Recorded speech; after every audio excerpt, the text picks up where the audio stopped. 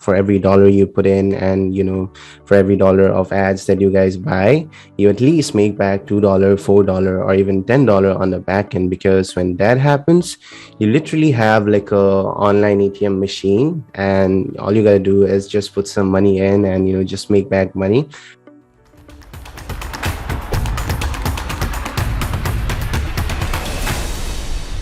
For every dollar you put in, and for every dollar of ads that you guys buy, you at least make back $2, $4, or even $10 on the back end. Because when that happens, you literally have like a online ATM machine, and all you gotta do is just put some money in and just make back money. And you don't have to be constantly bothered with like, what do I need to do now, what kind of changes I have to make, so that the level keeps on rising and all. And yeah, I mean, this sounds too good to be true. So basically, when you talk about an evergreen funnel, a funnel which just sort of acts as an ATM machine which brings in money, at the end of the day, there are literally three core things which are the root, or three core things on which all the freaking funnels out there, all the successful businesses out there, or all the businesses which use funnel depend on. Let's start with the very first core ingredient.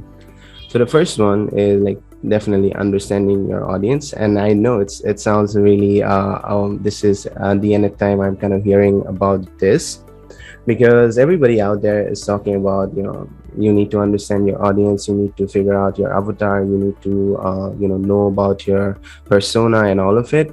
And that's why we just because that information is really spread out, and that's why we don't pay attention to that much.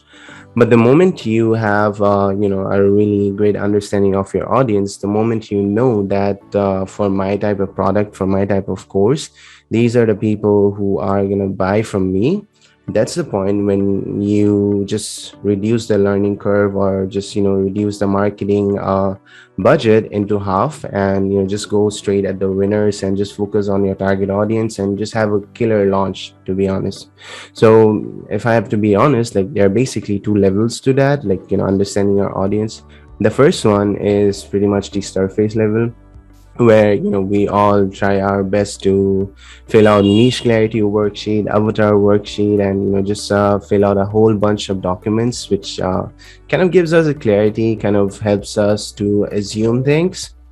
But the only problem with that is most people literally spend years, some even months, just filling out those simple worksheets and just thinking about the process, just thinking about like I need to have the perfect audience before I even put the message out.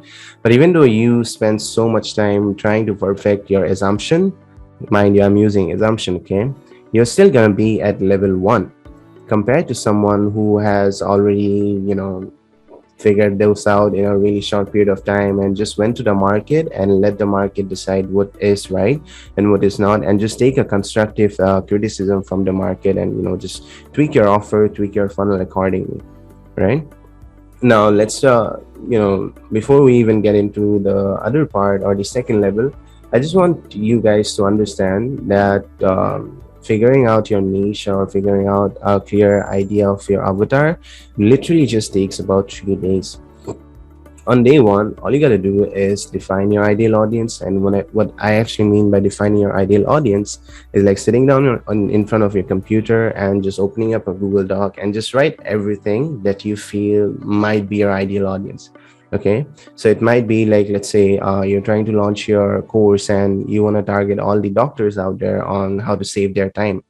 So all you gotta do is just sit down and freaking write down everything you think might be those ideal audience, or might be part of those ideal audience.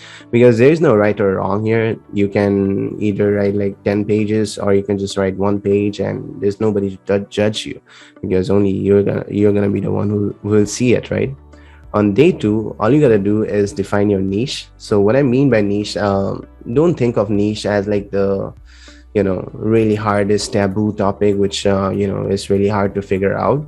It's as simple as Sashank choosing course creators as their clients. That's it. Or Sashank choosing doctors as their client. That's it. I mean, all you gotta do in that defining your niche is just make a list of things where you think your ideal audience might basically hang out. Okay, so let's take the doctor example again. Let's say you just want to go after writing out the ideal audience, which you think is your probable ideal audience. You just realize that all the pediatric surgeon just fall in that category, who have similar traits, who kind of do the similar things, who can be a really great market to go after. And you just casually just pick that out, because right now we are not even getting into the real marketing stuff, or not even getting into the real magical things, right? So after you just pick a name, pick a niche, all you gotta do is list down all the things that you think might be terrible with their lives, and just make a long list of their problems. Okay, now this part is really simple. It's barely gonna take you like 3-4 hours of deep thinking, deep analyzing the market. You just make a list of problems that all these people you might think might have. Okay, now again, all these exercises that I'm asking you guys to do, if you are trying to launch your product, or at whatever stage you're in, it's all based on assumptions, and we still have no clear idea about who we are going after. But the only reason I'm asking you to do this is because if you just commit to one single direction, if you just commit to one single group of people, that's a really great starting point. Now, let's move on to the second level, which actually starts the moment you have defined your niche, the moment you have like decided that I'm going to commit to these kind of people. That's when your second level of understanding starts. Because I don't know how many of you have had any experience with launches, or just bringing any product to the market. At first, you're just going to think that this is your audience. But the moment you start running ads, the moment people join your course, the moment people buy your product, that's when you realize that, oh, these are not actually the type of audience I was looking after. This is the actual kind of audience which resonates with me, which kind of aligns with my vision, and just has like a clear cut goal, and I just want to like working with them. And that level will only start when you actually put something out in the market and let the market be the judge, instead of you kind of sitting in your desk and just trying to think that this is it, or this is wrong. I've seen this analysis by paralysis a lot, because I'm no different. Like, I've been myself planning to launch my own course for more than 6 freaking months, and it just took me like that freaking long period of time to just get past those limiting beliefs with like, hey, should I do this, should I not do this, or whether they're gonna buy, whether they're not gonna buy. But then the moment I decided to commit to a date, the moment I decided to just put something out in the market, that's when I actually realized that, oh, it's actually like this. Oh, it's actually in my favor, because I'm getting sales and all of it, right? So yeah, I mean, that's one thing which you guys need to understand about understanding your audience. Like, even though you might look for perfection and want everything to be perfect before going out to the market, you're still gonna be at level 1 compared to someone who just spent like 3 days to figure those things out and just went straight to the market. Because you are out here and this guy is out there. Why? Because he took action, and you are just sitting down and just thinking about, oh, whether should I do this or should I not do this kind of stuff. Now let's move on to the ingredient number 2. Again, these things, or these ingredients, are really, really simple. You guys might have come across a lot of the same terms, but yeah, like, there's no other ingredients. There's no other secrets to it. The second ingredient is basically gonna be your offer.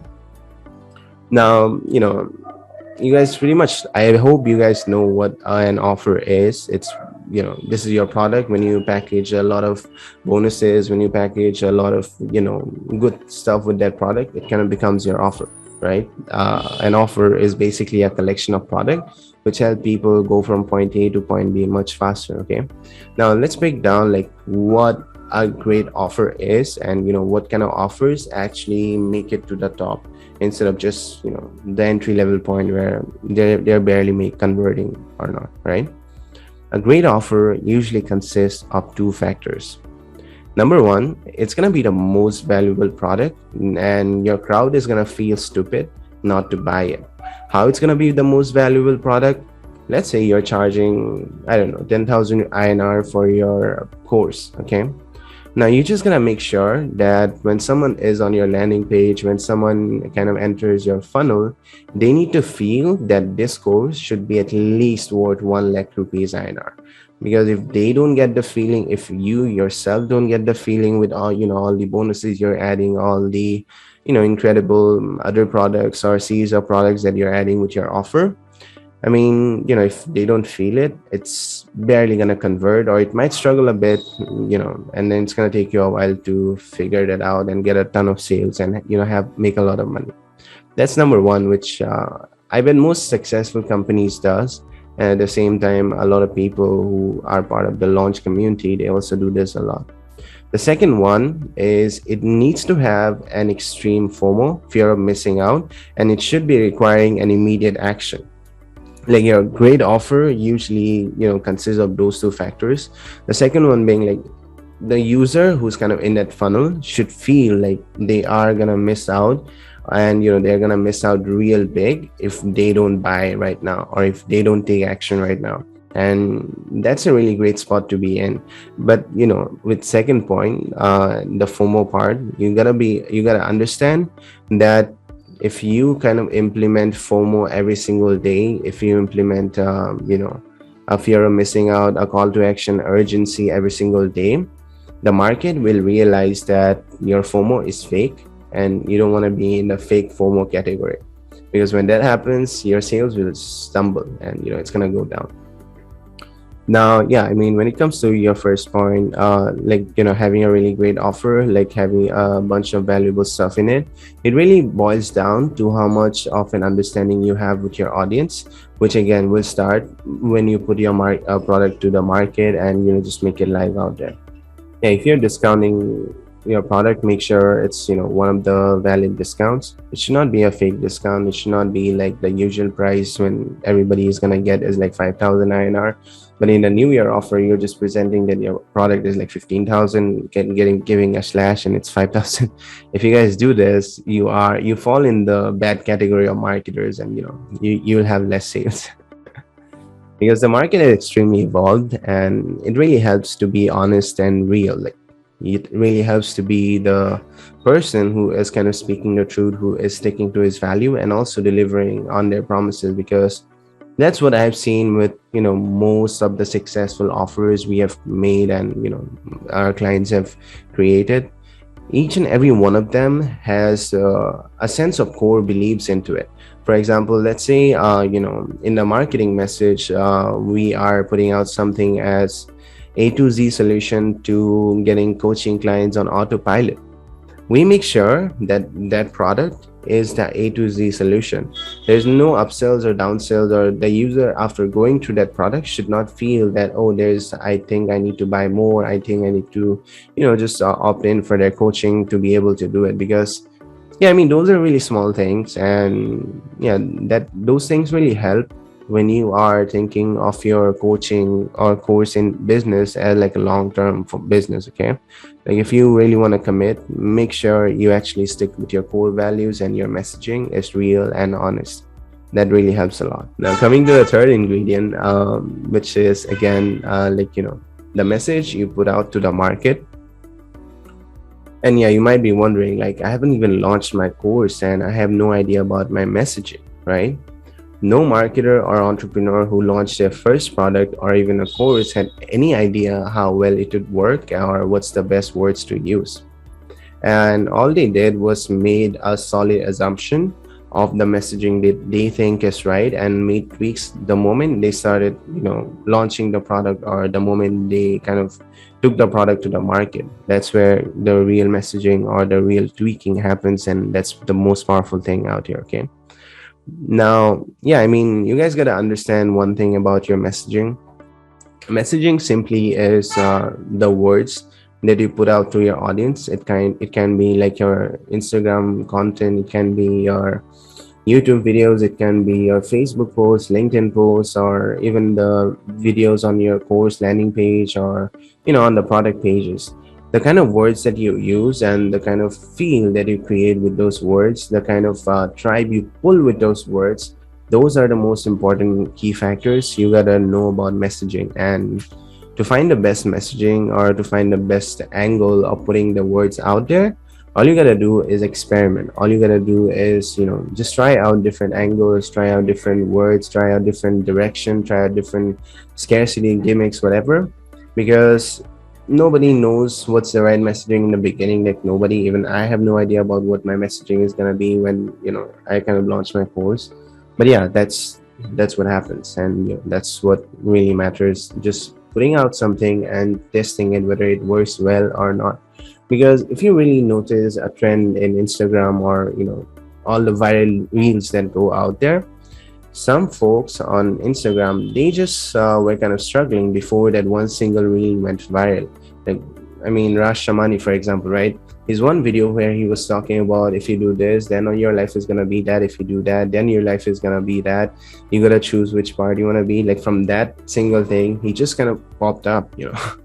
That's where testing a lot of messaging really, really plays a big role in your success. Okay. Now, this is the fun part, and this is where I'm gonna just show you how these principles, which I kind of went through really, really fast, plays in actual action. And I just walk you through of a recent launch case study, whatever you want to call it, and just give you a practical scenario, a practical realization of what kind of things you should be expecting when you launch your own funnel, and just put your course out there in the market. Okay. I just want to give you a backstory about this case study. We had a goal to bring a low ticket offer to the mass market because my client, one, did not want to spend most of his time coaching his students, or did not want to spend a ton of time going on Facebook groups and just doing all these live sessions or whatever. He just wanted a product. He just wanted an offer which would be just there. And that offer, for every bucks he was spending in ads and all of it, at least bought in like $5-6, and he was able to make a decent amount of money from it. Okay, so that was the goal, and that was the evergreen model, which I kind of started this presentation with begin. Okay, now our product was basically of three categories. We had like a main product, which was kind of like a master class, which was like a 2-hour long webinar we sold for a really low ticket price. The second one was a template, which it's like an upsell. The upsell one was a template. The second upsell was like a mini course, and the downsell, which was like, if you have a higher price and you just lower the price, that's what we call as downsell. It was like a payment plan to the course. Okay, now let's kind of begin. Month one, when we kind of bought the product to market, we launched on 10th of June, and in the first 20 days, all we did was test a lot of creatives, test a lot of ad angles, test a lot of messaging to put out in those ads. And as you can see, the results were not really that great. We only bought in like $6,000, even though I also gotta admit, like, we spent about $12,000 or $13,000 in advertising. So the client was losing money on this month. Okay. In the second month, this is when the magic actually happened. When we found the winner, when we found the right messaging, and just went in and tweaked the copy, and just made sure that everything in the landing page, everything, or every steps in the funnel really made sense to the audience that we were going after. That's when, for like $7,000 of ad spend, we made about $34,000. That's like a really huge return on the loss which he made in the first month. Okay. And then when we go to the third month, this is when the real fun begins. This month, we just stick to the same plan, stick to the same ads, stick to the same targeting. And, we just wanted to explore the market more. So we did spend quite some money on ads in this month as well. It was close to like $15,000-$20,000, and we bought in like $64,000. And then the month after, it was like, slowly falling down, because that market has already seen our faces a lot of time. So it was time to kind of test out something different. And we only made like $52,000. And then this is when we kind of figure out our winner and just decided to stick to a completely different strategy, which bought in a short period of time, in like 2 months, about $145,000, which again is really good, given we only spend like $20,000 in ads, and that's legit like 7x return on the money you put out. Right now, Why am I even talking about all these numbers? Because I want to show you the stats where, in the first initial months, it's going to be really, really low in the first month. As soon as you put the product out there in the market, you're going to fail a lot, and you might feel like giving up this as a whole because, let's just take the Indian scenario. Okay, let's say you have an ad budget of, I don't know, 1 lakh INR or even 50,000 INR, and you just want to make it a success with that much money, and you have created a funnel, you have all these different steps, all these different programs that you want to include, and after that, you just put it out in the market, and all you make back is like one third of it. All you made back was like 15,000, like barely 2 3 sales. Now that's the point when most people will feel like, this is not working for me, this is not happening, this is not the dream that I dreamed of, and you might feel like giving up. But that's the most crucial point where the market is actually giving you feedback. Because if I just go back, $6,000 for like $12,000 of ad spend, that's a lot of money. And given on top of it, he also paid me my fee, which is again close to like $5,000 to $7,000. So he was already out of pocket for like, I don't know, $20,000, $25,000, and he only made like $6,000. Just imagine from the client perspective, like what kind of situation he was in. But this is what happens when you just bring a new product to the market. You make really, really low money in the beginning, but if you decide to give up, you just lose the battle. But on the other hand, if you decide to move forward and tweak your messaging, tweak your offers so that it actually hits a sweet spot where it kind of resonates with your audience, and more people jump in to buy, more people jump in to see what your offer is, that's when you start making real money.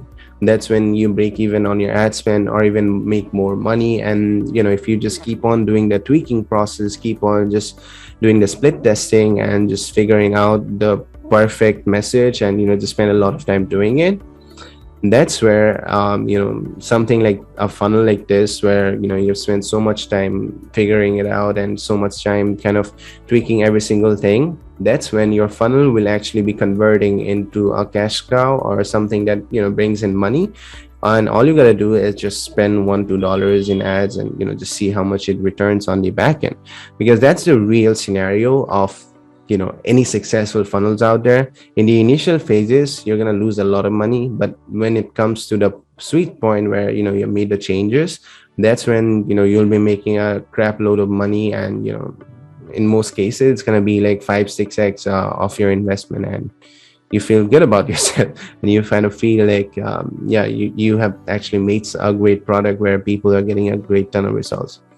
So yeah, I mean, that's pretty much it. And also one more thing that I want to mention: when you are launching your own product, when you are kind of putting something in the market, make sure that there are a sequence of upsells and at the same time a sequence of downsells. Because if I have to show you this number, right, as you can see, only like 32,000 2,300 people bought in the first product. Second product 596, and we barely made any money out of it. But in the third product, this kind of brought in the most amount of revenue in this particular launch, which was again like a mini course. Coming to the final phase from month 1 to month 7, this funnel, which bought in about $250,000, which is close to 1.67 CR, and all we did was spend about $40,000 to $50,000 on ads, or I think it was close to $55,000. And yeah, it's like 5x return. And every investor, if you show them this model, they're going to be like, take my money in right now and just build me something like this. So with that said, like coming to the end part, if you have to build an evergreen funnel, you should be spending most of your energy in getting out the first product.